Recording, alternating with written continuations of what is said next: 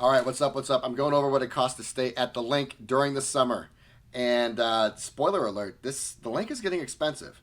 Now, it's not as expensive as other Vegas hotels. I think, relatively speaking, it's still kind of a good deal. But the LINQ is definitely not the deal it used to be.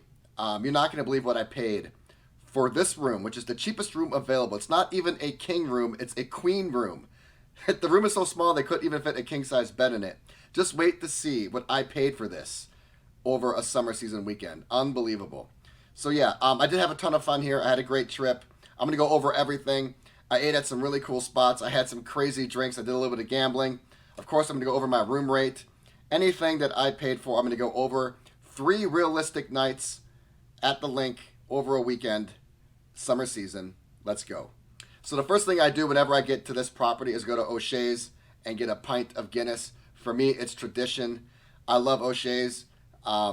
They got beer pong in there. I love a proper pint. There's gambling in there as well. It's just a different vibe than what is in the main part of the LINQ. One Guinness is going to run you around $11. I tipped a little over $2, $13 for my inaugural pint of Guinness at O'Shea's and the LINQ.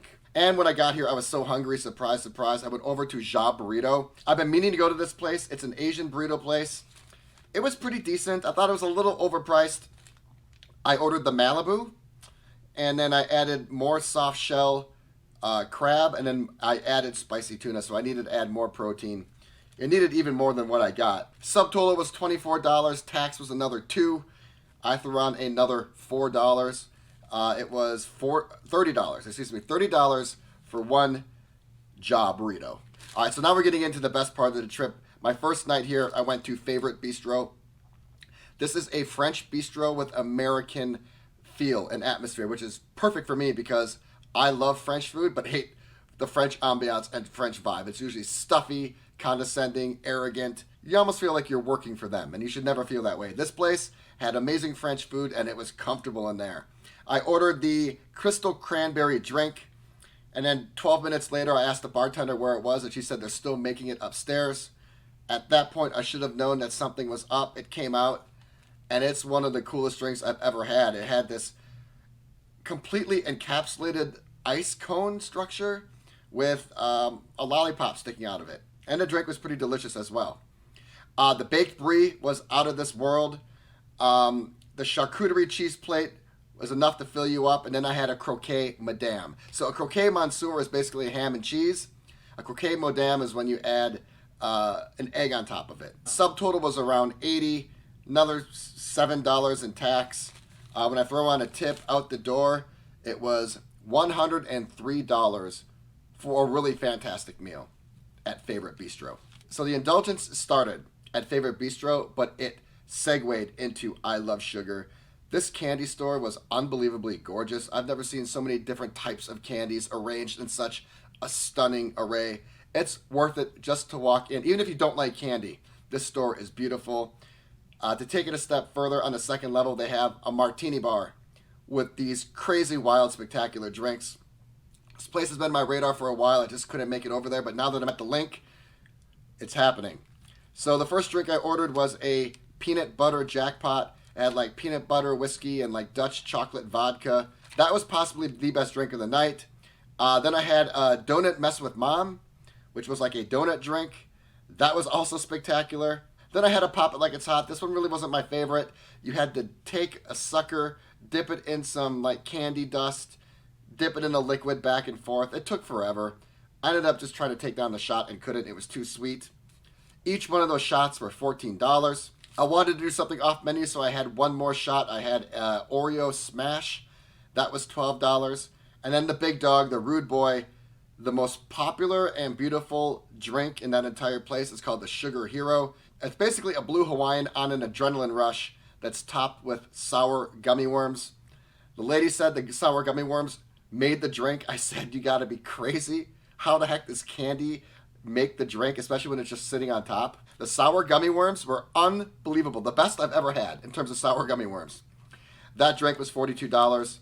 Subtotal was $96. Another $8 on top of that. We're looking at $104.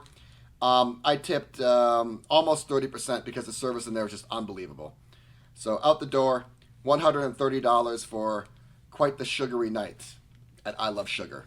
So on my second day at the LINQ, I just had to take a break. I really didn't do much of anything. I just ate leftovers from favorite bistro and rested. It was day 22 for me on my 30-day Vegas trip. So on my last day, I had to do everything I set out to do on my second day and my third day. I had to combine everything, and I was able to do it. So I started out with breakfast at Hash House A Go-Go. I've heard of this place. I've heard whispers of it, and I've had people actually have conversations with me about it. I just have never had a chance to come over here. I'm like, I'm going to go to the LINQ for breakfast? Yeah, right. That's what I said. And I should have listened to those people, because Hash House A Go-Go, if you made an argument that said it was the best breakfast spot in Las Vegas, I would listen to that argument and probably tend to agree with you. It was unbelievable. The line was out the door like right away in the morning. Definitely get a reservation. But the line is out the door because that's how phenomenal it is. Everything I ordered there was unbelievably delicious. The s'mores mocha with the torched marshmallows, excellent. The BLT Bloody Mary with Drake's vodka that came in the slanted glass, super delicious and really cool.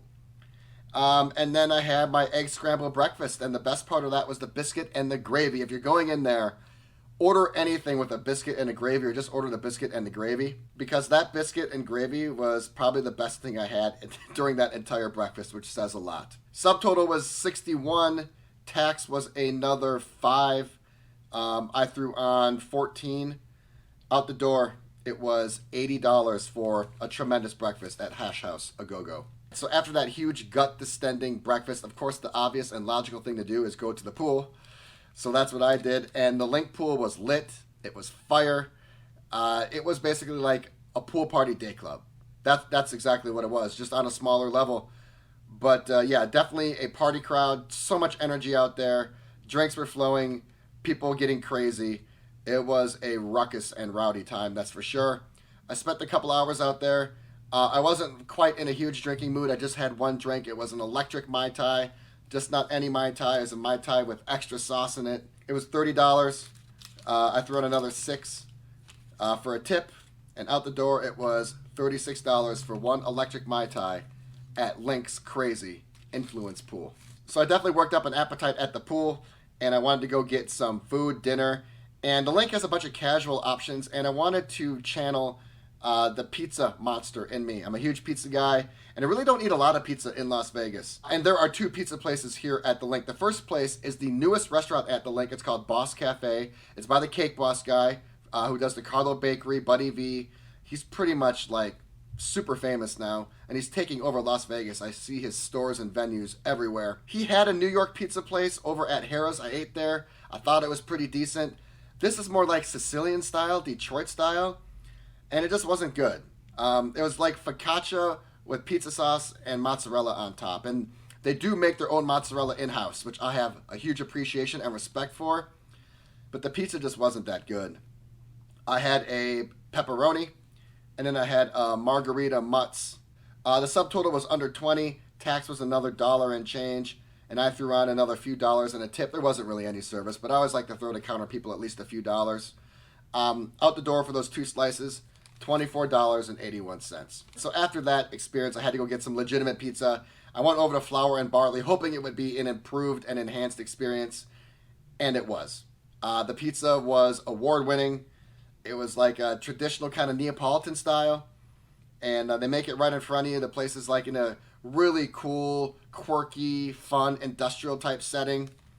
I had a pizza that was split. It was half double pepperoni and then half farmhouse. That was $22, and then I had a really cool bananas and cream drink, where it's basically bananas and cream poured over cotton candy. It was quite the stunner, quite sugary, pretty delicious. So subtotal for the pizza and the drink was $36. Tax was $3. I threw on another 20%, a little bit more. Out the door, it was $48 for absolutely the best place to get a slice of pizza in this area, Flour and Barley. All right, just a couple more before I get to this room, which you're really not going to believe. I still can't believe it. Last night, I got hungry right before I went to bed. I just went down to Nook Express, and I got a chef salad, which was $13, and I got 2 ham croissants. They were around $11 a piece. Subtotal tax tip, throw it all together, $41 for those 3 items. at Nook Express. Okay, my very last bill. I went down to the market a few times just to load up on some agua. I bought 2 of these Vosses. These were $15.90 for 2 of them. And then I bought 3 of these Hawaiian Volcanics. These were actually delicious. But yeah, these were $9.45 a piece. So for 5 waters at the Las Vegas LINQ Market, it was $44.25. Ouch. Definitely pay for convenience. Okay, one last entry. I try to put $100 in a slot machine at every property I stay at. There wasn't a high limit slot room here at LINQ, but I did find a $5 high limit slot machine.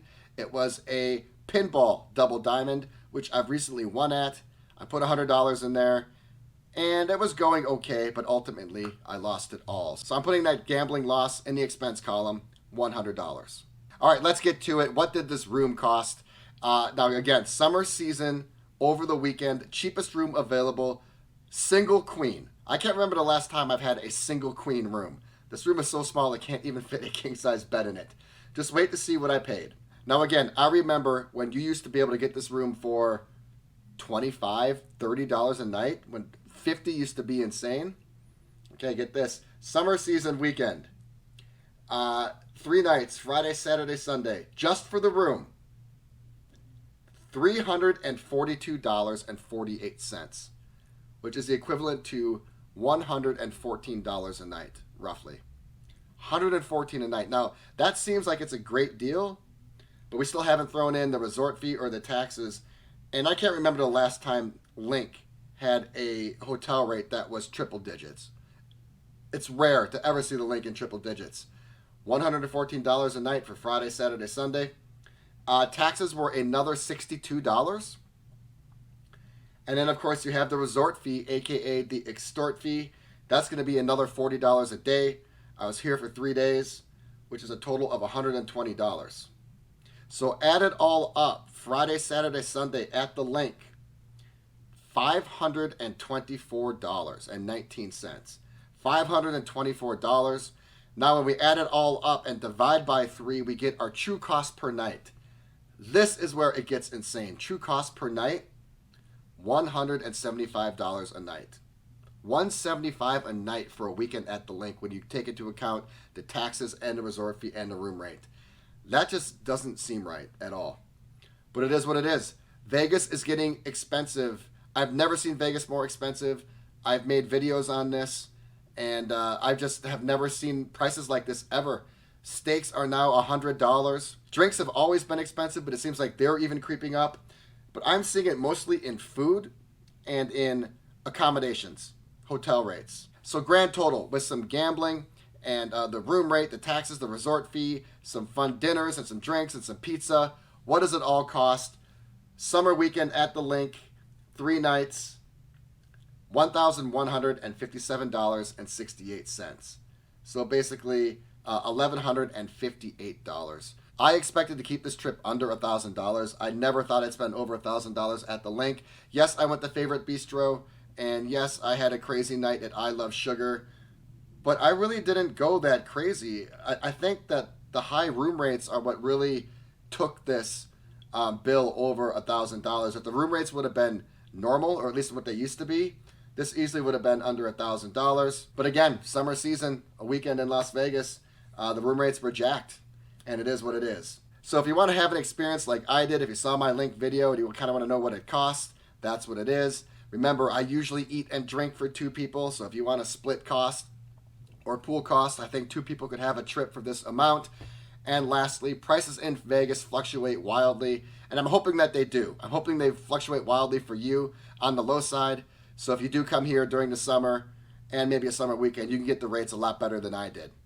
Nonetheless, it cost me $1,158. That is it for the LINQ Las Vegas. I need to get out of here. I'm off to my 8th hotel, Mandalay Bay, and I'll see you in that video.